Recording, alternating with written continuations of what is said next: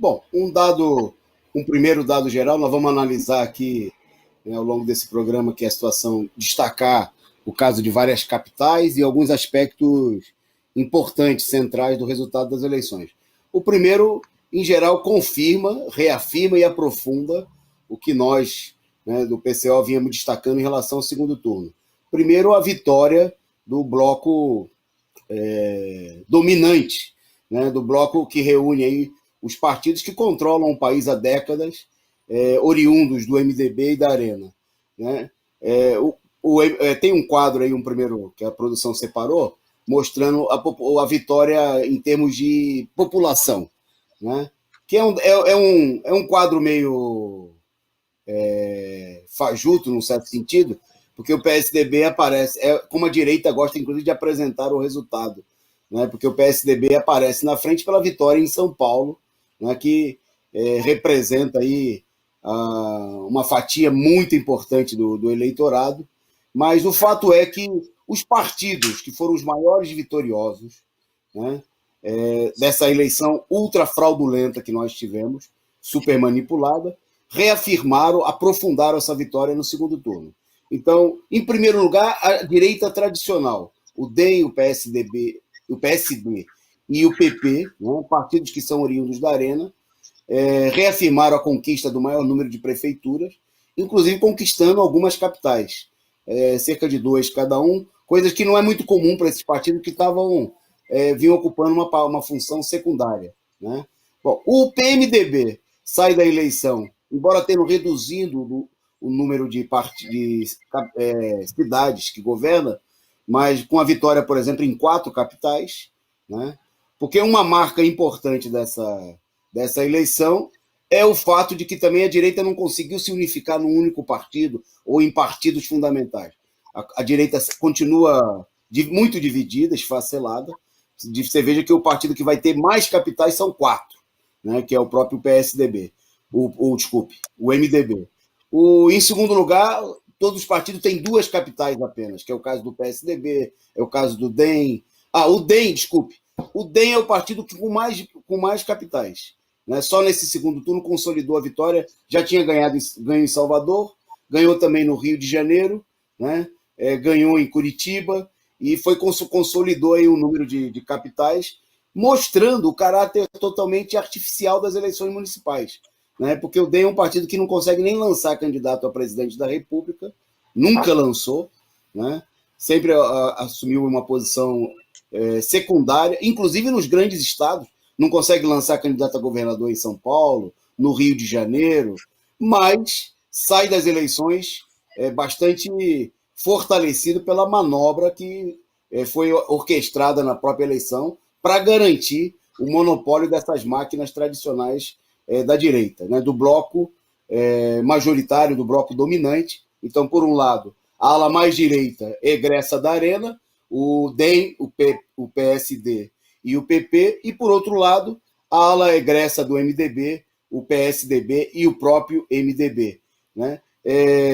Um dado importante, nós vamos falar daqui a pouco, né, mas mostra o seguinte: eles procuraram apresentar, tinham 2 objetivos importantes na eleição: o isolamento dos extremos, né, que seria derrotar o chamado bolsonarismo e derrotar o PT. Era um dos objetivos desse bloco. Nós vamos tratar em detalhes cada um desses pontos, mas, em primeiro lugar, o bolsonarismo não só não foi derrotado da maneira como eles apresentam, como voltou a vencer em capitais importantes, né? Como é o caso de Vitória, é o caso de São Luís, no Maranhão, né? Em outras capitais, e vitórias também importantes em cidades de grande porte. É o caso de Campinas, aqui no estado de São Paulo, né? E o caso de São Gonçalo, a segunda cidade em termos populacionais no Rio de Janeiro. Bom, e por último, depois nós vamos tratar em detalhe, mas a derrota do PT, que pela primeira vez em 35 anos não elegeu um único prefeito da capital. Quer dizer, o objetivo central, na realidade, inclusive, ficou claro que mais importante do que derrotar o bolsonarismo, né, era impor uma derrota eleitoral ao maior partido da esquerda, o Partido dos Trabalhadores, e esse objetivo foi conseguido, né? Nós vamos tratar aqui. Eu acho que eu até vou passar já para o João para tratar, porque nessa tarefa importante eles tiveram uma mãozinha fundamental da esquerda, né, João? Vai lá. Exatamente. Eu queria emendar uma coisa que você falou, importante, que querem falar que o bolsonarismo foi um imenso derrotado desse segundo turno. Realmente, eles conseguiram impedir que o Bolsonaro galgasse posições importantes. Eu acho que nesse caso a gente tem vários lugares, eles conseguiram tirar o Rio de Janeiro da mão do Crivella, tudo. Tem várias questões que o bloco dominante conseguiu uma vitória. Mas eu dou destaque para três coisas, assim, para quatro questões importantes. A primeira é o sucesso do bolsonarismo em distritos industriais, como é o caso de Campinas. Isso é importante porque a esquerda teria condições de estabelecer uma oposição real em lugares onde há movimento sindical, onde há movimento dos trabalhadores de uma forma mais organizada. A vitória em Campinas é muito estranha. Mostra, assim, que a esquerda está muito enfraquecida por conta da política eleitoral e frente amplista e que está perdendo posições-chave que não poderia perder. Uma segunda questão, São Gonçalo é uma cidade muito pobre. A gente tem que avaliar isso daí. Também o bolsonarismo conseguindo aí, por conta da oposição a setores, que a gente tem que dizer, muito direitistas, uma certa presença em cidades que ele não deveria. São Gonçalo é uma espécie de diadema carioca nesse sentido. Tem que olhar para os paulistas maior, tudo bem, bem maior, mas com uma situação econômica parecida, porque são cidades que estão em volta e que as cidades em volta têm royalties do petróleo e lá não tem. Então, essa é uma situação complicada nesse sentido, economicamente. O PT perder nessa cidade demonstra, assim, que é uma situação muito difícil eleitoralmente para a esquerda, porque é uma cidade que deveria ser ganha pela esquerda por conta dessa natureza econômica. Bem, e queria citar dois casos nordestinos que eu acho que são importantes para análise. Primeiro, o bolsonarismo conseguiu aí uma certa expressão em Fortaleza, apesar de não ter ganho, foi uma disputa muito quente. O capitão Wagner, aí, o líder da greve dos policiais, um bolsonarista declarado, conseguiu, se não me engano, 48% dos votos no segundo turno, algo assim, pelo menos eu vi, ele estava em 48% quando eu vi a apuração, e não tinha terminado ainda, que é uma quantia expressiva, muito expressiva para uma capital nordestina, onde a direita historicamente não conseguiu espaço. A gente tem que colocar, inclusive, o seguinte: no Ceará, a oligarquia tem uma aparência esquerdista com o PDT. O fato do bolsonarismo ter conseguido esse resultado é um dado importante para as eleições de 2022, porque uma das coisas que levou o Haddad a não tomar uma surra muito expressiva foi o Nordeste, que eles conseguiram uma votação expressiva no Nordeste. Agora, uma coisa que demonstra é o seguinte, que os candidatos da Frente Ampla são candidatos piores para enfrentar o bolsonarismo em lugares no Nordeste, por exemplo, que o PDT quase perdeu a eleição, passou um sufoco, não foi uma eleição fácil. E eu queria destacar o caso do Flávio Dino, o grande herói da Frente Ampla não conseguiu ganhar a prefeitura nem no próprio estado. O governador do estado teve que apoiar os republicanos e conseguiu perder a eleição, uma coisa incrível. Ele apoiou um homem de extrema direita do partido do Bispo Macedo e perdeu a eleição para o apoiado do Bolsonaro. É uma coisa assim, deixa todo mundo perplexo, a vergonha que foi o negócio. Bem, algumas coisas que eu acho que são importantes comentar, né? A esquerda ajudou isso daí em todo esse período, né? Temos que colocar esse fato. Eles, em São Paulo, foram essenciais aí para a derrota da esquerda, porque o PT claramente tinha um potencial eleitoral importante, que o Guilherme Boulos não conseguiu canalizar. A gente vai analisar o caso depois. Mas eu queria dar um destaque, assim, para o caso carioca, que é importante. A Benedita ficou fora do segundo turno por causa do PDT. A gente tem que a Frente Ampla tirou o PT do segundo turno e levou esse quadro que o Antônio Carlos narrou aqui do fato de que o PT não tem uma única capital pela primeira vez em 35 anos. Isso daí tem a ver claramente com a Frente Ampla, que se organiza, por um lado, contra o PT e, pelo outro lado, contra o bolsonarismo, tentando manter o monopólio da política brasileira nas mãos do bloco dominante que foi narrado aí. Seja a sua metade mais liberal, PSDB, MDB, que é um partido, MDB só um comentário, um partido que está em dissolução, mas que conseguiu o milagre de ganhar 4 prefeituras, uma coisa assim impressionante. Teve 2% dos votos na eleição presidencial e 4 prefeituras de capital, uma coisa totalmente incongruente. Ou seja, a face mais conservadora aí, que é o DEM, PP, PSD, que são as várias metades da arena. Bem, rapidamente, né, já passando a bola pro Antônio Carlos, a gente tem um quadro também que parece uma eleição norte-americana, não parece uma eleição brasileira, que só 60% da população se expressou no segundo turno. É uma coisa importante.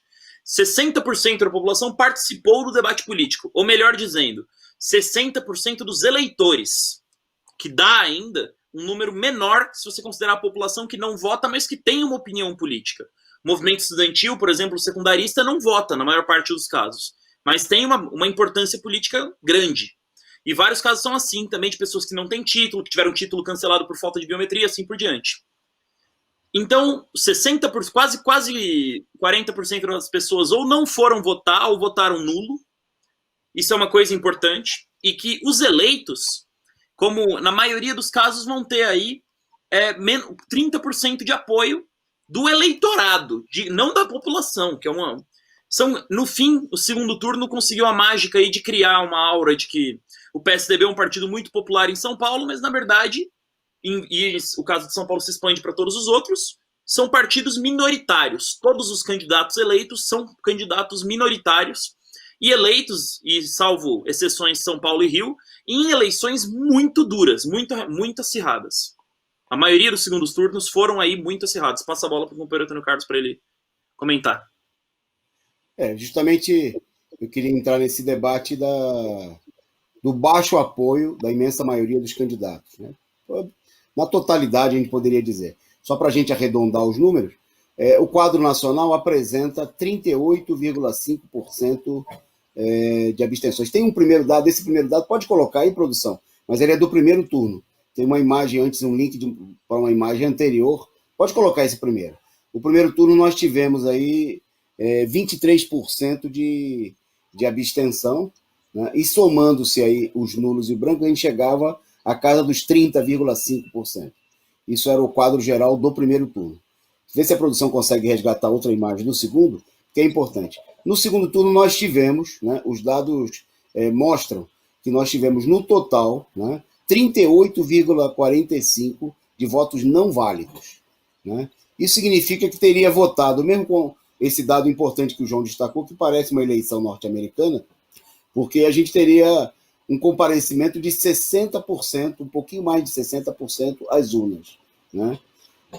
Em eleições que, na maioria dos casos, ou em muitos casos, foram muito disputadas, os candidatos eleitos aí foram eleitos, em média, com um pouco mais de 50% dos votos, né? Então, se a gente pegar 55% de votos, de 60% do eleitorado que compareceu às urnas e não votou, nulo e branco, né, a gente teria aí prefeitos eleitos com alguma coisa equivalente a 1/3 do eleitorado. Quer dizer, mesmo com a manobra muito antidemocrática, porque nós condenamos totalmente a existência do segundo turno, né? Nós achamos que isso aí é uma maneira, inclusive, de forçar uma política de apoio irreal a candidatos que não têm apoio, né? Mas mesmo com essa política, né, que é a manipulação da existência de um segundo turno, você vai ter aí, no melhor dos casos, prefeitos que, no melhor dos casos, terão 1/3 de apoio do eleitorado. Vamos pegar o caso de São Paulo, por exemplo, né? Tá aí o quadro nacional, tá aí, ó, o quadro atualizado, né? Então você tem ausência às urnas, 29,5%, praticamente 30%. E dos 70% que compareceram às urnas, né, 12,7%, 12,69% para ser mais exato, votaram nulo ou branco. Então, somando-se esses dois percentuais, que não são cumulativos, porque os 12,7% são apenas dos 70% que compareceram, né? Você tem um total de 38,5% de pessoas que não votaram em absolutamente ninguém, né?